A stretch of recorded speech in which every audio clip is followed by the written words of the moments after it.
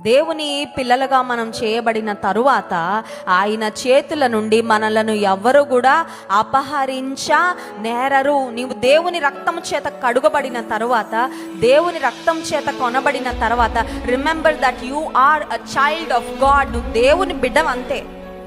కొన్నిసార్లు అపవాది అంటాడు, నువ్వు దేవుని బిడ్డవ అనుకుంటున్నావు కానీ నువ్వు దేవుని బిడ్డవేమి కాదు. దేవుని పిల్లలు అనుకుంటున్నావా? నువ్వు దేవుని పిల్లవి ఏమి కాదులే. దేవుని కుటుంబానికి నువ్వు చెందిన వ్యక్తివి కాదులే. You have lost your identity. నీ యొక్క గుర్తింపు నువ్వు కోల్పోయావు, నీ యొక్క స్థానాన్ని నువ్వు కోల్పోయావు. కొద్ది రోజులు నువ్వు దేవునికి దగ్గరగా లేవుగా, కొద్ది రోజులు దేవునికి దూరంగా వెళ్ళావు కాబట్టి దేవుడు నిన్ను ఇంకా ఆయన కుటుంబంలో యాక్సెప్ట్ చెయ్యడు అని అపవాది వెనకకు జారిపోయిన వారిని ఇంకా అలాగే లోకంలో కలిపేయాలని వాడు ఉద్దేశించి చాలా మందిని బలహీనపరిచే ఆలోచనలు ఇస్తూ ఉంటాడు. ఏమనంటే, నువ్వు ఇంకెప్పటికీ దేవుని చేత అంగీకరించబడవు, ఇంకెప్పటికీ నువ్వు నిలబడలేవు, ఇంకెప్పటికీ దేవుని ప్రేమను నువ్వు పొందలేవు, దేవుని ప్రేమకు నువ్వు నోచుకోవు అని ఒక తలంపు అపవాది కలుగజేస్తూ ఉంటాడు. అది అపవాది యొక్క శోధన, అది అపవాది యొక్క కుట్ర ఖచ్చితంగా.